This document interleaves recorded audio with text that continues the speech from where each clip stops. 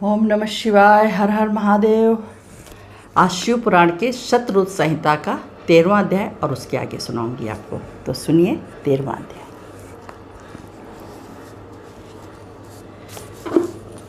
13वां अध्याय, विश्व वानर को वरदान।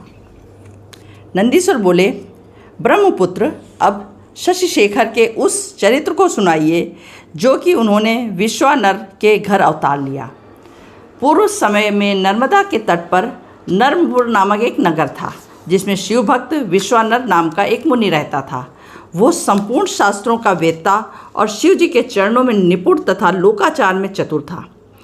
शुचि स्मृति नामक ब्राह्मण की कन्या से उसका विवाह हुआ। उसकी पतिव्रता स्त्री ने उसकी बड़ी सेवा की तो प्रसन्न होकर उसे वर देना चाहा। पत्नी ने कहा, यदि आप प्रसन्न हैं तो मुझे महादेव के समान पुत्र दीजिए।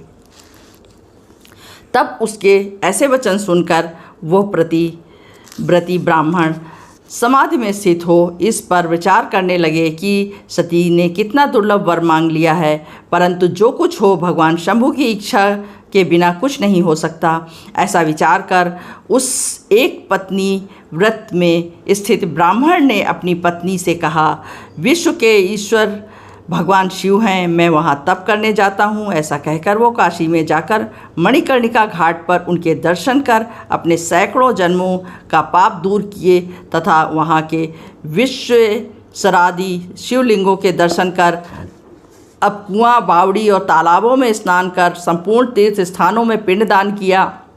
फिर सहस्त्रों प्रकार के भोजन आदि से वहाँ ब्राह्मणों तथा मुनियों को तृप्त कर सब लिंगों की पूजा योग्य यथोचित उपचार पूजन किया और बार बार यह विचरता रहा कि क्या इन लिंगों द्वारा पुत्र कामना निश्चयता को प्राप्त होगी। उसे ज्ञात हुआ कि अवश्य ही वीरेश लिंग इसके लिए प्रशंसनीय है। उसने वर्षों उस लिंग की पूजा द्वारा अपनी स्त्री के मनोरथ सिद्ध करना चाहा।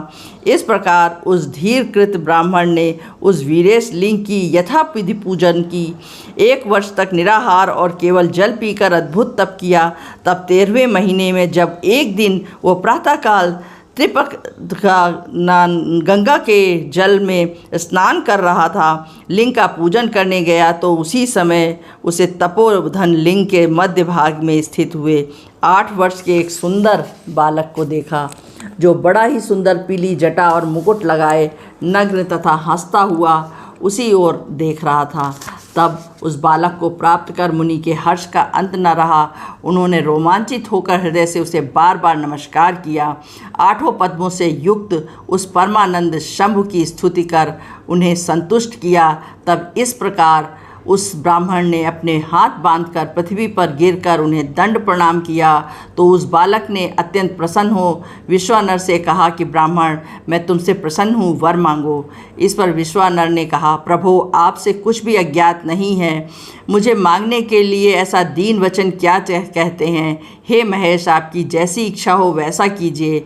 तब विश्वानर के ऐसे वचन सुनकर बालक रूप उस पवित्र देवता ने कहा, विश्वानर, तुमने जो सुचिस्मति से पुत्र होने का विचार किया वो शीघ्र ही पूरा होगा। मैं स्वयं ही तुम्हारी स्त्री के पुत्र रूप में प्रकट होऊंगा और वहाँ मेरा नाम गृहपति होगा।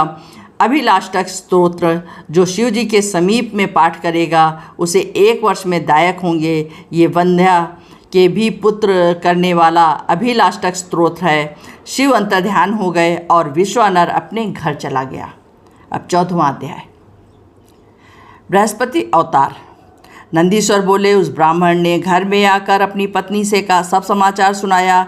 समय पर उसकी स्त्री गर्भवती हुई। शुभ लग्न में सुंदर योग होने पर चंद्रमा के समान मुख वाला पुत्र उस ब्राह्मण की स्त्री सुशिष्टमती से सूतिका ग्रह से उत्पन्न हुआ। देवताओं ने दुंदुभी बजाई। मरीच, अत्रि, पुलह, पुलत्स्य, क्रतु, अंगिरा, वशिष्ठ, कश्यप, अगस्त्य, विभांड, मुद्गल, लोमश, लोमचरण, भारद्वाज, गौतम, भृगु, गालब, गर्ग, जातकर्ण, हिर्षासर, आपस्तंभ, याज्ञवल्क्य, यज्ञ, वाल्मीदिक, शशातप, लिखित, शिलाद, शंख, जमदग्नि, संवर्त, मतंग, भारत, अंशुमान, व्यास, कात्यायन, कुत्स, शौनक, ऋष्य, श्रृंग, दुर्वासा, शुचि, नारद, तुम्बरु, उत्तक, वामदेव, देवल, हारीत, विश्वामित्र, भार्गव पुत्रों सहित मृकंड,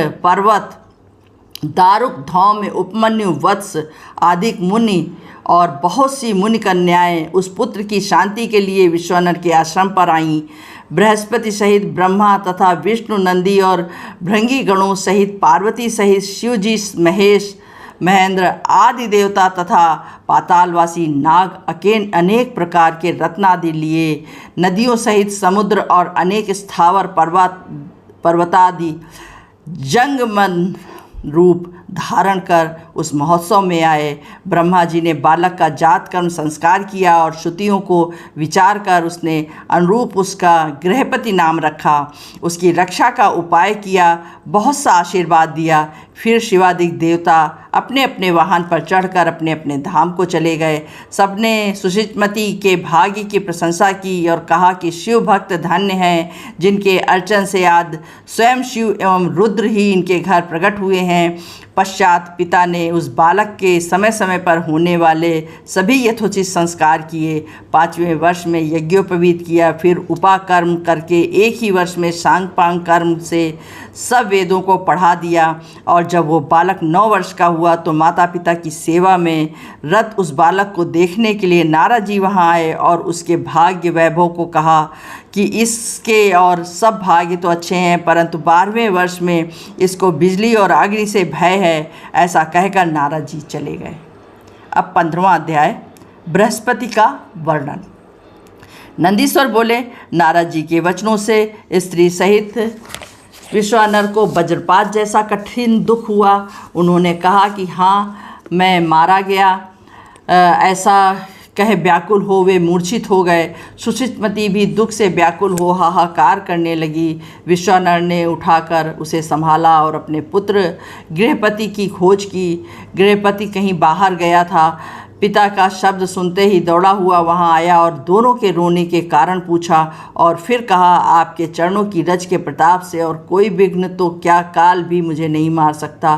पिताजी, आप इसकी चिंता ना करें। यदि मैं आपका पुत्र हूँ तो मृत्यु विजयी शिव मंत्र को जप कर मृत्यु से अपनी रक्षा करूंगा। ये सुन उसके माता पिता ने संतोष की सांभली सांस ली और कहा, वत्स, अवश्य मृत्युंजय शिव की आराधना से समस्त विघ्नों का नाश हो जाता है। इसी प्रकार जब श्वेत केतु कालपाश में बांधा गया था तो शिवजी ने उसकी रक्षा की थी। शिलात के 8 वर्ष के पुत्रों को मृत्युग्रस्त देखकर शिवजी ने उसे अपने जन किया था।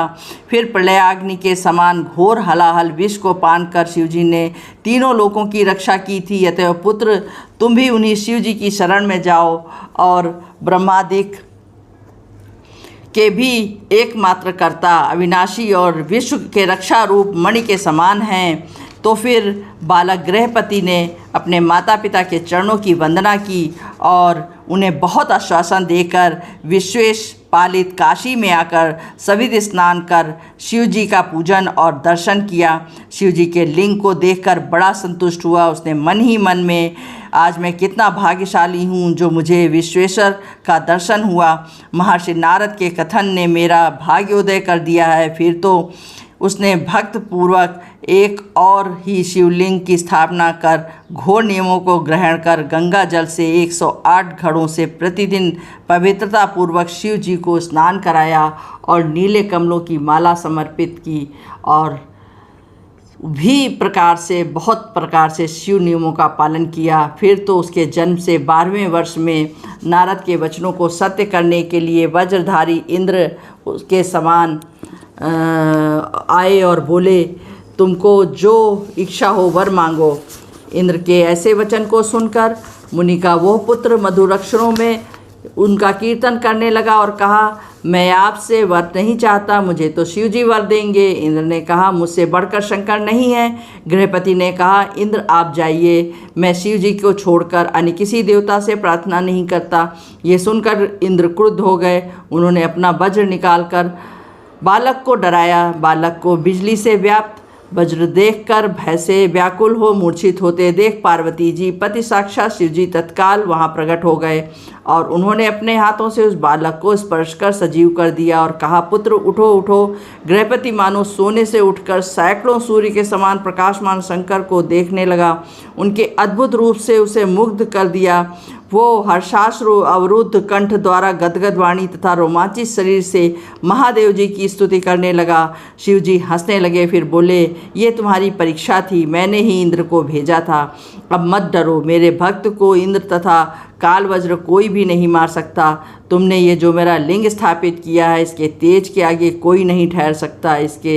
इससे उसका नाम अग्निश्वर हुआ। ये अग्निश्वर महादेव भक्तों को बिजली तथा अग्नि से बचाते रहेंगे। ऐसा कहकर शिव जी ने उसके भाई बंधुओं तथा पिता को बुलाकर उनको देखते ही उसे अग्निश्वर के दिशाओं का राज्य दिया और स्वयं उसके स्थापित लिंग में प्रवेश कर गए। अब 16वां अध्याय, यज्ञेश्वर अवतार।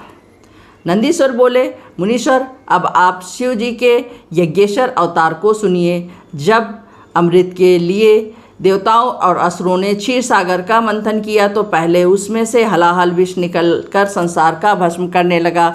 उसे देख दानव भयभीत हो गए और विष्णु जी को साथ लेकर शिव जी के पास गए। अपना सारा दुख कहा। शिव जी ने दयाद्र होकर सारा विष पान कर लिया, जिससे उनके कंठ में श्यामता आ गई और वे नीलकंठ हो गए। पश्चात देवताओं और दानवों ने फिर समुद्र को मथा और उसमें से रत्न निकले और अमृत का भी प्रादुर्भाव हुआ। तब अमृत को लेकर केवल देवता ने पान किया और दैत्यों ने नहीं पाया। इससे देवता दैत्यों का बड़ा द्वंद्व हुआ और राहु के भय से पीड़ित चंद्रमा भाग गए। शिव जी ने चंद्रमा को अपने सिर पर धारण कर उनकी रक्षा की। तदनंतर दैत्यों से पराजित देवता जब अमृत पान कर विजयी हुए तो उन्हें अभिमान छा गया और शिव जी की माया से मोहित हो अपने बल की बड़ी प्रशंसा करने लगे। तब उन्हें गर्वी हुआ देख शिव जी यक्ष का रूप धारण कर उनके पास आए और पूछा कि तुम लोग यहाँ किस प्रकार स्थित हो, मुझे ठीक ठीक बतलाओ। देवताओं ने कहा, यहाँ पर बड़ा भयंकर युद्ध हुआ था जिसमें सारे दैत्यों का नाश हो गया और जो बचे वो भाग गए। यज्ञेश्वर ने कहा, देवताओं, ये तुम्हारा गर्व मिथ्या है।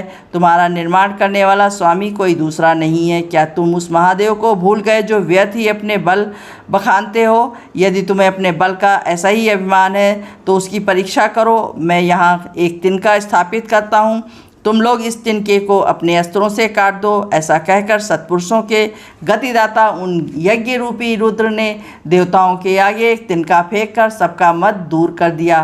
तब सभी वीर अभिमानी विष्णु आदि देवता अपने पुरुषार्थ कर उस पर अपने अस्त्र चलाने लगे। अनेकों प्रहार किए, परंतु उस पर तो गर्वहारी शिव जी का प्रहार था।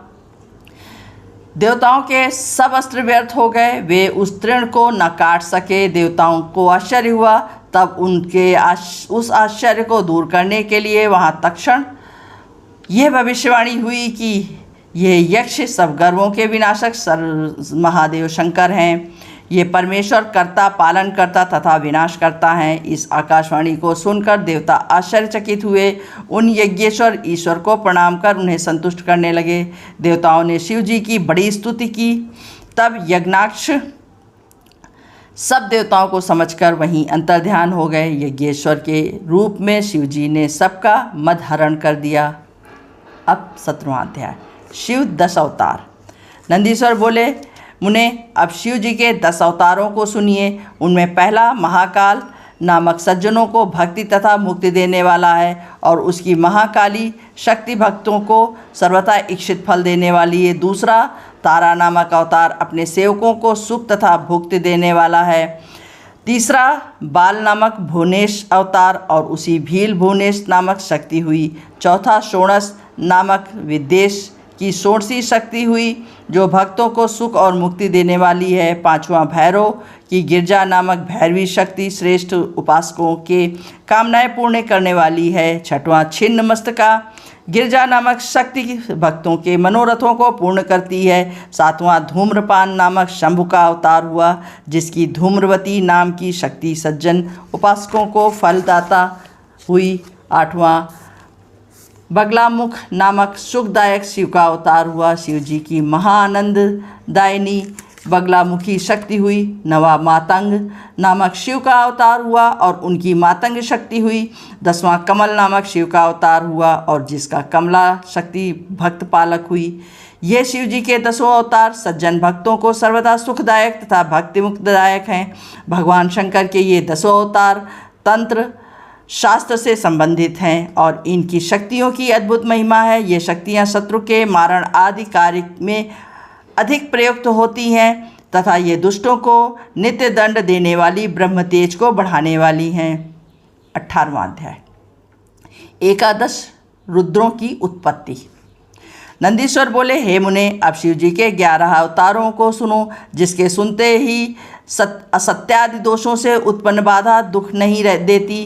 पूर्व समय में जब इंद्र अमरावती छोड़कर भाग गए थे तब उनके शिव भक्त पिता कश्यप को बड़ा दुख हुआ था। उन्होंने इंद्र को बड़ा धैर्य बंधाकर शिव विष्णेश्वर की पुरी काशी को प्रस्थान किया।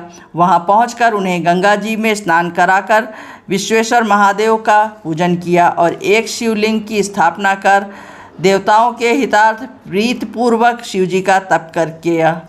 तप करते करते उनको बहुत दिन व्यतीत हो गए। तब ऋषि को वर देने के लिए शिव जी प्रकट हुए। कश्यप जी से कहा कि हे मुनिश्रेष्ठ, वर मांग लीजिए। तब उन्होंने शिव जी को देखकर कश्यप जी ने अंजलि बांधकर उनकी स्तुति की। महेश्वर स्वामिन, मैं सब प्रकार आपकी शरण में हूँ, मेरी कामना पूर्ण कीजिए। मैं विशेषकर पुत्र के दुख से दुखी हूँ, मुझे सुखी कीजिए। मेरे पुत्र हों, आप भी मुझे वर दीजिए। कश्यप जी के ऐसा कहने पर शिव जी यथास्तु करके अंतर्ध्यान हो गए। कश्यप जी प्रसन्न होकर अपने स्थान पर आए।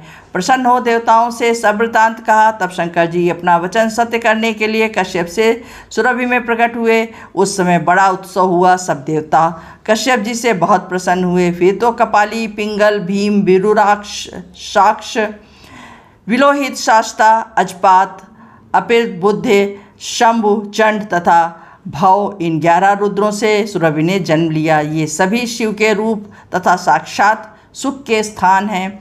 इन 11 रुद्रों ने देवताओं के हितार्थ संग्राम में बहुत से दैत्यों को मारा और देवताओं से निर्भय हो दैत्यों को विजय कर इंद्रादि सहित स्वस्थ चित्त हो राज्य किया। करोड़ों रुद्र अनुचर हैं जो तीनों लोकों में सर्वत्र चारों ओर स्थित हैं। अब 19वां अध्याय दुर्वासा चरित्र।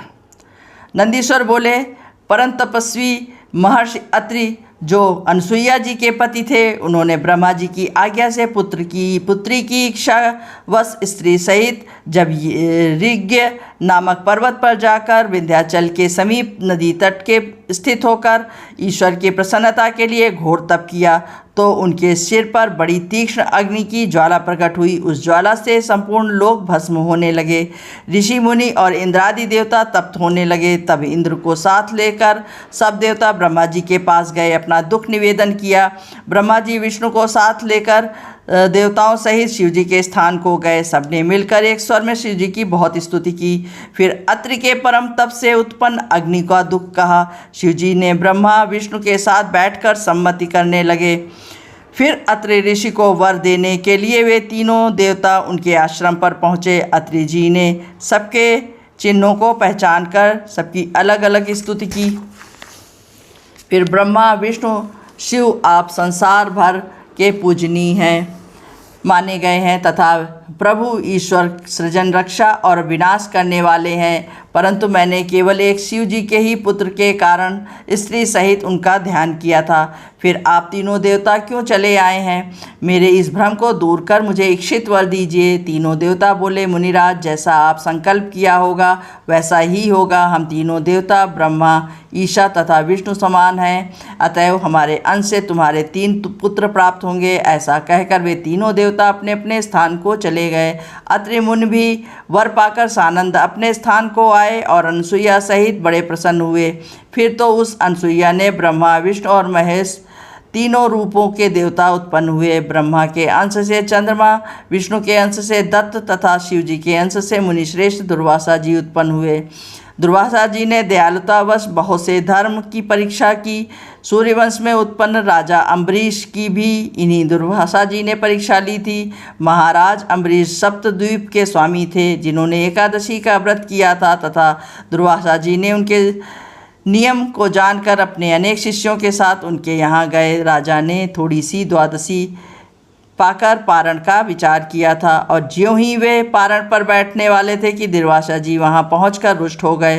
धर्म की परीक्षा की मुनि उनसे कठोर वचन में कहने लगे, उन्होंने मुझे कहा निमंत्रण देकर बिना भोजन कराए जल क्यों पी लिया, उनका फल दिखाऊंगा। ऐसा कहकर ऋषि ने क्रोध कर राजा को अपने शाप से भस्म कर डाला। उसी समय राजा की रक्षा को सुदर्शन चक्र आया। शिवजी की माया से मोहित मुनि की शिवरूप नहीं जाना और मुनि को जलाने चला। तब आकाशवाणी ने कहकर सुदर्शन को शांत कराया और कहा कि हे दुर्वासा, ये शिवरूप हैं। सुदर्शन चक्र को शिवजी ने ही विष्णु के लिए दिया। सुदर्शन शांत हो गया। राजा अम्बरीश ने दुर्वासा जी को शिवजी का अवतार समझ उन्हें प्रणाम किया। उनके घर इच्छित भोजन करने गए। इसी प्रकार एक बार दुर्वासा जी ने रामचंद्र जी ने नियम किया था कि तुम्हारे संवाद में कोई ना आवे। तब एक समय जब वे दोनों महानुभाव एकांत में बैठे वार्तालाप कर रहे थे कि लक्ष्मण जी वहाँ चले आए। इससे रामचंद्र जी ने अपने प्रण के अनुसार शीघ्र ही अपने भाई लक्ष्मण को त्याग दिया। रामचंद्र जी के इस दृढ़ नियम से दुर्वासा जी प्रसन्न हो गए और उन्होंने वरदान दिया। इसी प्रकार उन्हें मुनि श्रेष्ठ ने श्री कृष्ण जी के परीक्षा ली। जब विष्णु भगवान भूमि का भार उठाने के लिए वासुदेव के पुत्र हुए तो ब्राह्मणों की भक्ति कर वे नित्य ही ब्राह्मणों से भोजन जिमाते रहे। श्री कृष्ण जी ब्राह्मणों के बड़े भक्त हैं, ऐसी प्रसिद्धि सुनकर वे उनकी परीक्षा लेने गए। जब श्री कृष्ण जी रथ जोत कर रुक्मणी को बिठाकर चले तो दुर्वासा जी ने पहुंचकर श्री कृष्ण जी से प्रसन्न होकर उन्हें ये वर दिया कि तुम्हारे अंग वज्र के समान हो जाएं। ऐसा ही जब एक समय दुर्वासा जी नग्न हो जल में स्नान कर रहे थे तो उन्हें नंगा देख द्रौपदी ने अपनी साड़ी का वस्त्र फाड़कर उनके शरीर ढक दिया था। यह वस्त्र वही जल में बहता हुआ उनके पास आया। दुर्वासा जी ने उसे उठाकर अपने आप अपना गुप्तांग ढक लिया और द्रौपदी को उस वस्त्र के स्थान पर रब उनको वस्त्र के बढ़ने का वर दिया, जिस वरदान से द्रौपदी ने पांडवों को सुखी किया था। इस प्रकार 19 अध्याय संपन्न हुए। अब कल आपसे मिलेंगे 20वें अध्याय में। तब तक आप लोग अपना ध्यान रखें, स्वस्थ सुखी व प्रसन्न रहें। हर हर महादेव। ओम नमः शिवाय, ओम नमः शिवाय, ओम नमः शिवाय।